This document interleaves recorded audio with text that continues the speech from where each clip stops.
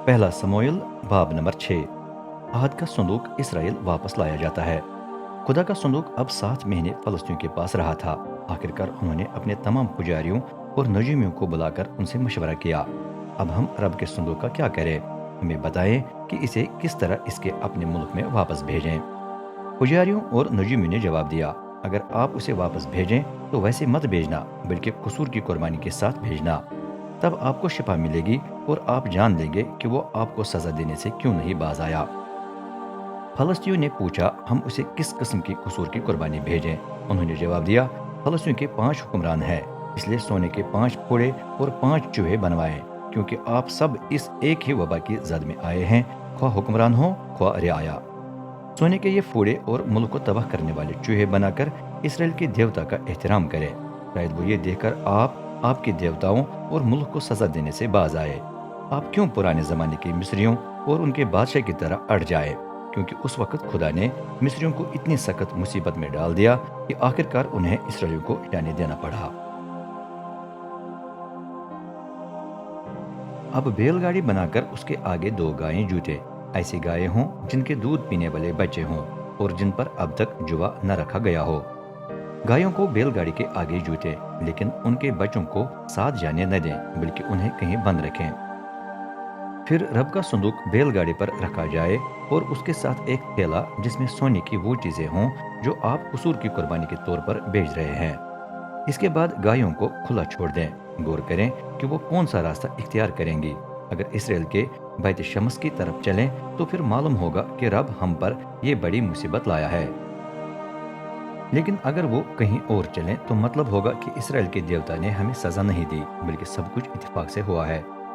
फलस्तियों ने ऐसा ही किया। उन्होंने 2 गायें नई बैलगाड़ी में जूत कर उनके छोटे बच्चों को कहीं बंद रखा। फिर उन्होंने अहद का संदूक उस थैले समेत जिसमें सोने के चूहे और फोड़े थे बैलगाड़ी पर रखा। जब गायों को छोड़ दिया गया तो वो डकराती डकराती सीधी बैत शमस के रास्ते पर आ गई और न दाएं और न बाएं तरफ हटी। फलस्तियों के सरदार बैत शमस की सरहद तक उनके पीछे चले। उस वक्त बैत शमस के बाशिंदे नीचे वादे में गुंदम की फसल काट रहे थे। अहद का संदूक देखकर वो निहायत खुश हुए। बैलगाड़ी एक खेत तक पहुंची जिसका मालिक बैत शमस का रहने वाला यीशु था। वहां वो एक बड़े पत्थर के पास रुक गई। लोगों ने बैलगाड़ी की लकड़ी टुकड़े टुकड़े करके उसे जला दिया और गायों को जबह करके रब को भस्म होने वाली कुर्बानी के तौर पर पेश किया। लावी के कबीले के कुछ मर्दों ने रब के संदूक को बैलगाड़ी से उठाकर सोने की चीजों के थैले समेत पत्थर पर रख दिया। उस दिन बैत शमस के लोगों ने रब को भस्म होने वाली कुर्बानी और जबह की कुर्बानियां पेश की। ये सब कुछ देखने के बाद फलस्ती सरदार उसी दिन इकरोन वापस चले गए। फलस्तियों ने अपना कसूर दूर करने के लिए हर एक शहर के लिए सोने का एक घोड़ा बना दिया, यानी अशदोद, गजा, अस्कलोन, जात और इकरोन के लिए एक एक घोड़ा। इसके अलावा उन्होंने हर शहर और उसके गिरदोनवा की आबादियों के लिए सोने का एक एक चूहा बना लिया था। जिस बड़े पत्थर पर अहद का संदूक रखा गया वो आज तक योशा बैत शमसी के खेत में इस बात की गवाही देता है। अहद का संदूक किरियत यरीम में। लेकिन रब ने बैत शमस के बाशिंदों को सजा दी, क्योंकि उनमें से बाज ने अहद के संदूक में नजर डाली थी।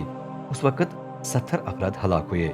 रब की यह सख्त सजा देखकर बैत शमस के लोग मातम करने लगे। वो बोले, कौन इस मुकद्दस खुदा के हुजूर कायम रह सकता है? यह हमारे बस की बात नहीं, लेकिन हम रब का संदूक किसके पास भेजें? आखिर में उन्होंने किरियत यरीम के बाशिंदों को पैगाम भेजा। फलस्तीन ने रब का संदूक वापस कर दिया। अब आए और उसे अपने पास ले जाएं।